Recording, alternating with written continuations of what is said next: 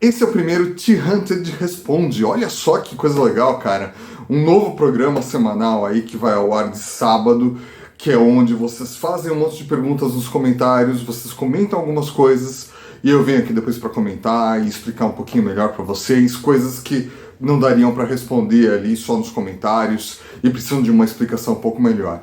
Então vamos ver se funciona esse nosso programa aqui e se vocês gostam e se vocês mandam mais perguntas. Então fica à vontade para mandar mais perguntas e aí eu respondo no próximo sábado. Combinado assim? Então desde já vocês, por favor, se inscrevam aqui no canal, porque aqui eu vou poder ter uma chance de contar um pouco melhor aí sobre, tirar as dúvidas de todo mundo, contar um pouco mais com profundidade alguns detalhes sobre esse nosso hobby tão legal.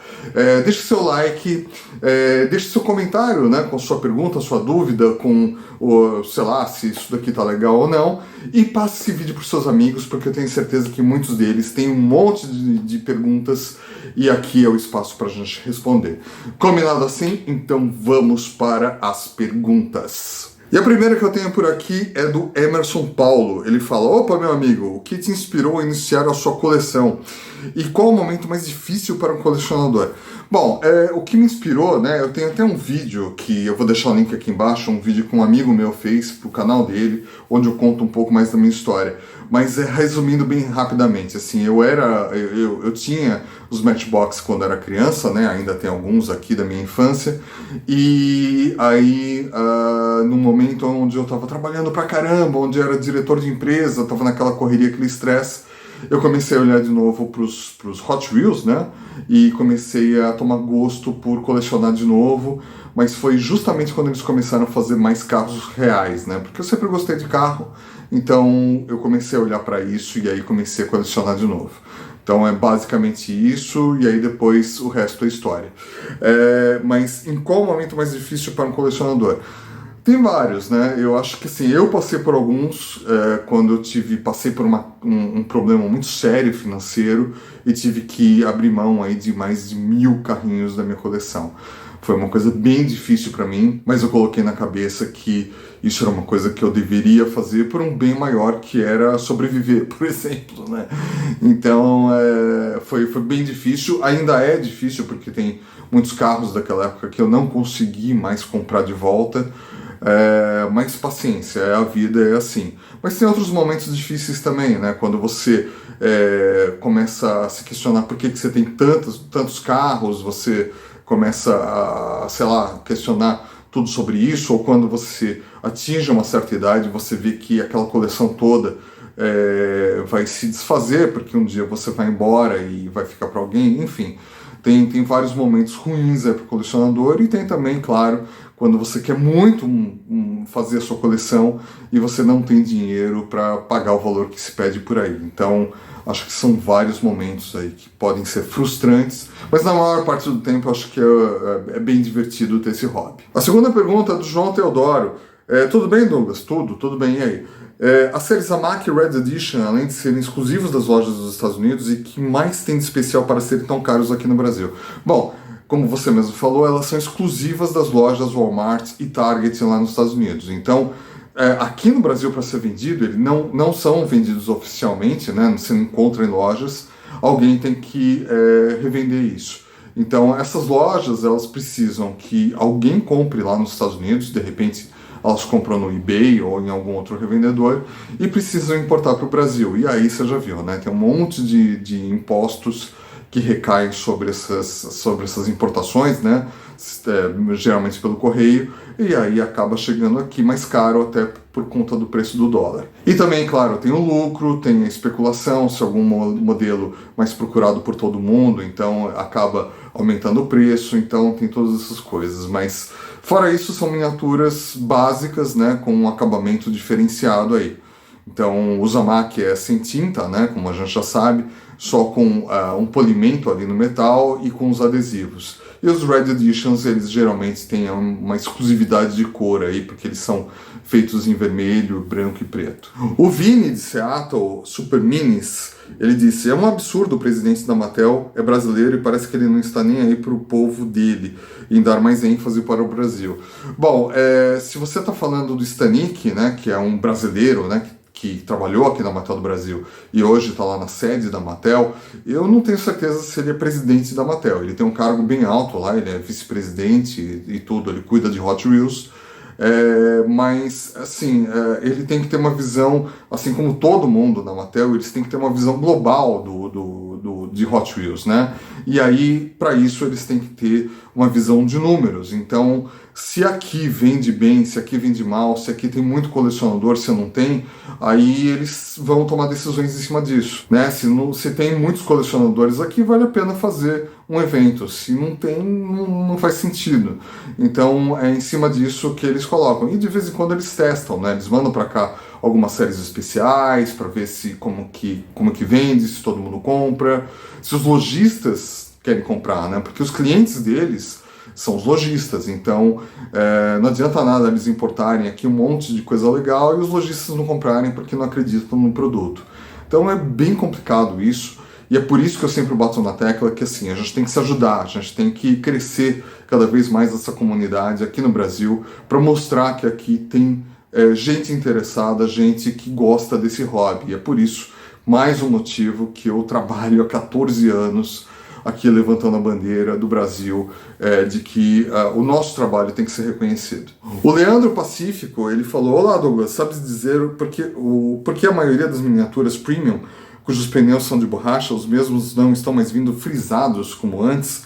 A grande maioria lisos. Quando o carro é de corrida, até dá para passar, mas em um carro normal, o que acha sobre isso também? Abraços e até a próxima. Bom, pelo que eu entendi do Leandro, ele está falando que são aquelas ranhuras que tem nos pneus, né, das miniaturas. E eu peguei algumas aqui mais recentes da Hot Wheels para dar uma olhada, e realmente, né, acho que não vai conseguir, dá para ver. Mas esse daqui é um RLC, ele está sem os pneus riscados, né, sem as ranhuras. Esse daqui também da série Boulevard, que eu abri esses dias, também não tem, né? Agora, esse Impala aqui do RLC, ele já tem, né? Dá pra ver aqui que ele tem essas ranhuras aqui, né? E realmente dá uma ideia de mais realidade para esses carros, né? Porque os carros de rua são assim e não são totalmente lisos. Cara, eu só posso imaginar que tem aí algum problema de custos, né? Talvez a máquina que faça esses risquinhos nos pneus, né? Nessas peças de borracha, talvez seja mais caro de fazer, talvez atrase a produção, talvez seja por isso. Eu nunca tinha notado, mas eu vou ficar de olho agora. Mas você vê, né? Esse daqui, esse Mazda 787 da série Team Transport, que é mais recente até, ele tem os pneus, né? Pelo menos os da frente não, mas os de trás dá pra ver que ele tem ele não é liso, né? Ele tem essas ranhuras aqui. E então não sei, pode ser que ainda tenha um estoque grande lá de pneus ainda que tem essa característica, pode ser que os outros mais modernos não tenham. Mas vou ficar de olho aqui para tentar aprender um pouco mais. Mas vocês podem também fazer perguntas sobre os carros aqui dessa estante, tá bom? E aí eu vou dizendo se tem algum que vocês querem um pouco mais de história sobre eles. O Geek Collector, ele falou: qual modelo de carro que já foi produzido ou ainda não foi produzido, que é o que você mais acha bacana e que queria que fizessem bem detalhado? Sabemos que você adora o Pontiac Firebird Trans Am e o De Tomaso Pantera, e eu também, né? Mas tem algum outro que deseja muito? Bom, eu tenho um fraco, né, por Firebirds, né? Então eu tenho, e tudo por conta desse daqui, né, que foi um dos primeiros carrinhos da minha infância. E eu gosto muito dele, então eu gosto muito dos Firebirds de uma forma geral, porque eles são, assim, me remetem a esse carrinho aqui que é da minha infância. Mas eu queria muito, né, que fizessem esse modelo aqui, o 74, na Hot Wheels, por exemplo, porque o que tem na Hot Wheels é o 73, né, na verdade de 70 a 73. E o de 74 ele tem a frente um pouquinho diferente, e não vi ninguém fazendo uma miniatura dessas. Tem um da Auto World que eles fizeram, mas é de 1975, 76, que já muda algumas coisinhas. Mas o de 74 não tem. Mas eu gosto sim de várias outras miniaturas, né? Eu tenho falado bastante disso nos vídeos sobre a minha coleção. Eu vou deixar aqui uma sugestão de playlist para vocês conhecerem um pouquinho mais sobre a minha coleção, sobre o que eu gosto também. Mas geralmente assim, eu bato o olho e gosto e acho legal, então eu levo para casa. Mas se tivesse algum que eu quisesse que fizessem, o Pontiac Firebird Transcend 74, que eu acho bem legal. O River Hyde, olha só que nome legal para um usuário, né? Faz um vídeo com o top melhores de 2022. Se for difícil, pode ser o melhor de cada lote. Aguarde segunda-feira, porque tem vídeo novo e eu surtei de fazer vídeos de top 5. Então me aguarde, porque tem bastante coisa legal por lá. O Denis Ricardo Zanelato, aliás, ele sempre comenta aqui. Ótima retrospectiva, Douglas. Boas perguntas e ideias. Uma pergunta ou curiosidade: já saiu alguma miniatura 1/64 com a temática da Pantera Cor-de-Rosa? Acredito que deve lembrar desse desenho. Grande abraço. Não lembro, não é da minha época, não era nascido nessa época, mas eu fiz uma pesquisa aqui e descobri que vários fabricantes fizeram algumas miniaturas relacionadas a esse tema. Então eu vou deixar aqui embaixo um link para um site onde eu descobri a maior parte das informações, mas tem assim, a Dink Toys fez uma miniatura relacionada ao Pink Panther, né, um carro todo estilizado ali da Pantera Cor-de-Rosa, e mais alguns outros fizeram, mas assim, nada de muito legal, são coisas mais antigas. Eu acho que esse desenho não faria muito sucesso hoje em dia, afinal de contas, a gente não vê muita coisa dela hoje em dia. O Júnior Melo falou: olá, Terrante, beleza? Minha pergunta é sobre o câncer da Zamaki. O senhor... Não é senhor, tá? Pode me chamar de você. Já ouviu falar sobre isso? Os produtos da mistura dos materiais das miniaturas pode acontecer de perda total das minis Zamaki? Não, eu não conhecia e fui me informar sobre isso e, na verdade, eu vi que eu conhecia sim. Mas, basicamente o seguinte: Zamaki é uma liga de metal, né? Que são vários elementos, né? O zinco, o alumínio, o magnésio e o cobre. Então, eles fizeram essa liga, e é uma liga bastante forte, bastante barata para ser produzida, e eles usam extensivamente isso em várias utilidades, né? Inclusive na indústria de carros, né? Eletrodomésticos e miniaturas. Então, é muito usada no mercado. E apesar do nome, né, de câncer do Zamaki, ele não tem nada prejudicial à nossa saúde. Na verdade, assim, um problema na fabricação, utilizando, né, materiais incorretos ou alguns problemas na fabricação, né, dessa liga, onde você acaba condenando essa liga, né, porque ela acaba sofrendo com o tempo, alguns desgastes que não deveriam acontecer. E quando você junta isso com uma tinta, ele acaba piorando a situação, porque ele acaba descascando, criando bolhas, ele acaba ficando com ranhuras e acaba dando problemas. Algumas marcas de miniaturas parece que já tiveram esse problema, como por exemplo a Burago, né, pelo que eu vi aqui, já passou por esse problema, mas lá atrás, né, parece que é uma coisa que já está meio resolvida. Mas nesse assunto, assim, lá para 2007, 2008, alguma coisa assim, houve um grande problema com a Mattel, porque havia uma sinalização de que a Mattel estava usando chumbo na composição das tintas Spectra Flame, que são usadas nos Super T-Hunts. E isso causou um grande tumulto aí, porque eles tiveram que provar que não tinha nada de problema, tiveram que mudar lá a fórmula para não ter nenhum problema, e isso repercutiu aqui no Brasil, né? Tanto que o Inmetro, quando chegava algum carregamento aqui, algum container com Hot Wheels, eles tinham que abrir caixa por caixa, pegar algum carro para fazer uma amostra e testar essas amostras para ver se não tinha chumbo.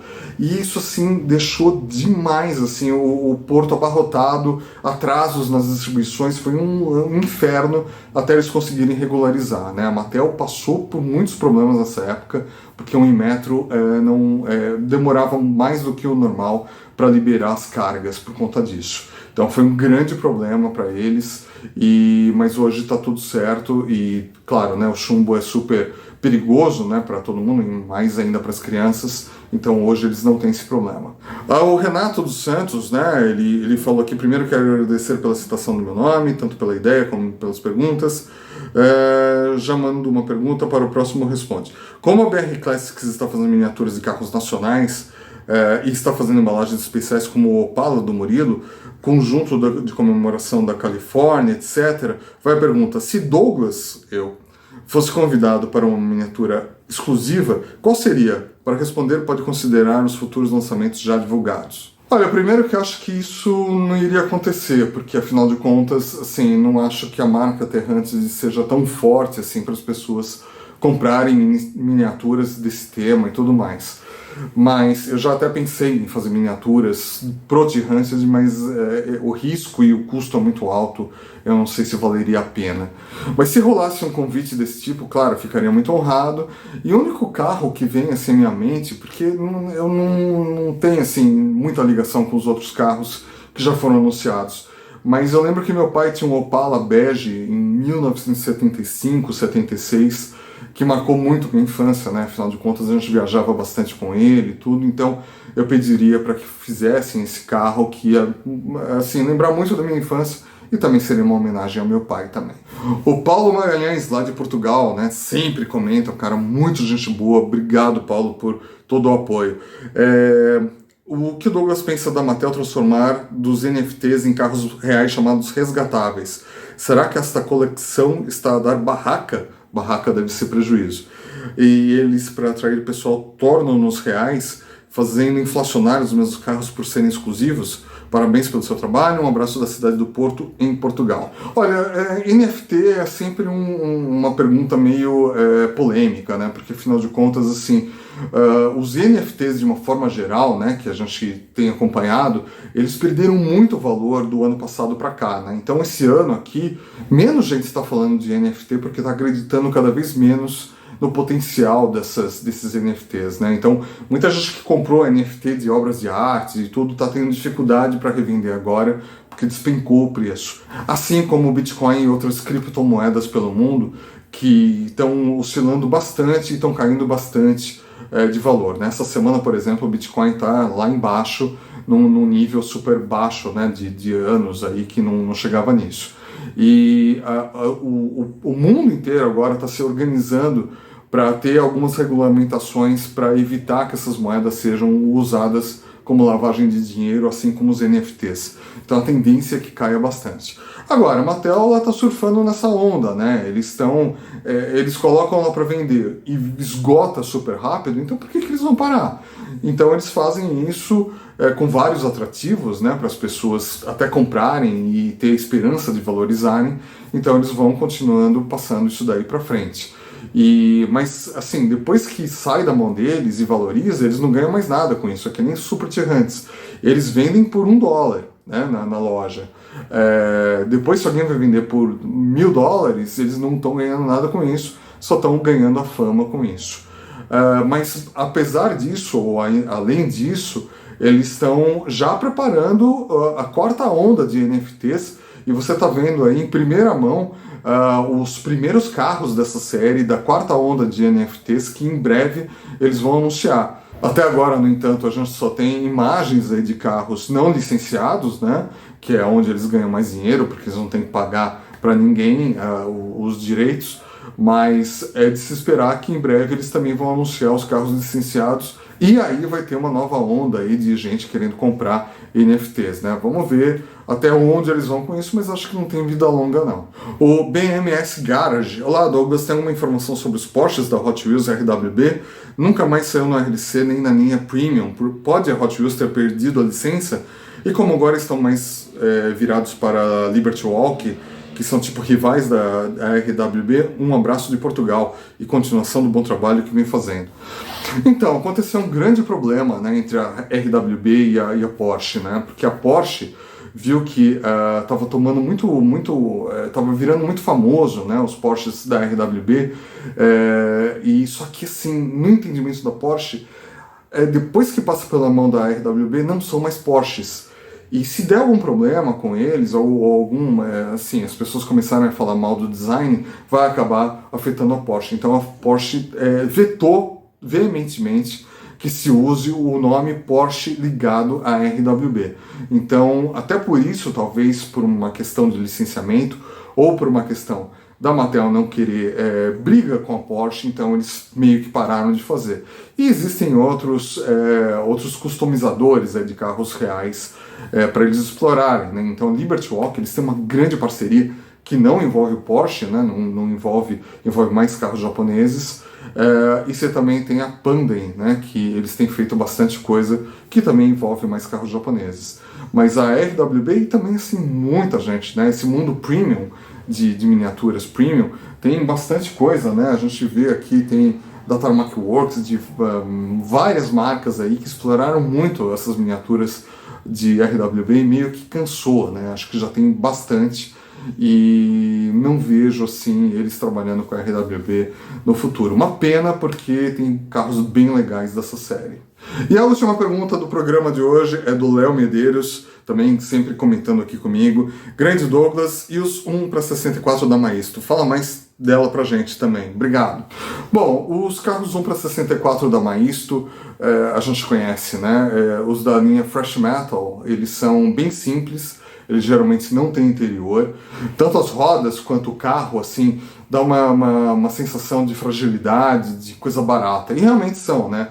Eles são mais baratos do que um Hot Wheels da linha básica, mas eles pecam bastante em detalhes. Se bem que eles têm melhorado bastante a linha deles e tem saído coisas bem interessantes, né? Como uma Kombi que foi bastante sucesso entre todo mundo. E o pessoal gosta bastante. Mas assim, eles não têm uma linha específica, né? Então eles repetem muitos modelos de um ano para o outro, a distribuição deles também é meio complicada, né? Ou vem para o Brasil algumas coisas, não vem outras. Então não dá para a gente falar muito sobre eles. Claro, sempre que tem algum destaque que chama atenção, eu acabo mostrando, principalmente no Instagram, né? No Instagram, no Facebook do The Hunted, e também às vezes no blog, algumas coisas ligadas a essa linha básica. Recentemente eu mostrei também um catálogo do que vem em 2023, então se você não viu, dá uma olhadinha aqui, eu vou deixar um link de tudo que já foi falado sobre Maisto lá no blog do The Hunted, e aí talvez você se informe um pouquinho mais. Mas sempre que aparecer alguma coisa legal, claro, com certeza eu vou trazer aqui para comentar e tudo mais, né? Acho que vale a pena, os brasileiros gostam bastante disso. Bom, e esse foi o nosso primeiro The Hunted Responde. Olha que responsa aqui para mim, ter que responder aí as perguntas de vocês, né? Então eu tenho que me armar melhor aqui, estudar mais sobre vários assuntos, e eu acho isso muito legal. Eu agradeço aí esse reconhecimento e essa responsabilidade que vocês colocam nas minhas costas, de ser aí um porta-voz das miniaturas. Eu acabei gravando esse vídeo aqui de noite, né? Por isso que aqui o meu display ele tá aparecendo mais forte, mas semana super complicada, tive que gravar agora à noite e não teve outro jeito. Então, me desculpe qualquer coisa, se eu respondi de uma forma que você não entendeu ou que faltou alguma coisa, pergunta de novo e mande suas perguntas que eu respondo aqui para vocês no próximo The Hunted Responde, no próximo sábado. Combinado assim? Então espero que vocês tenham gostado, eu gostei bastante e eu espero vocês nos próximos vídeos. Até lá, valeu!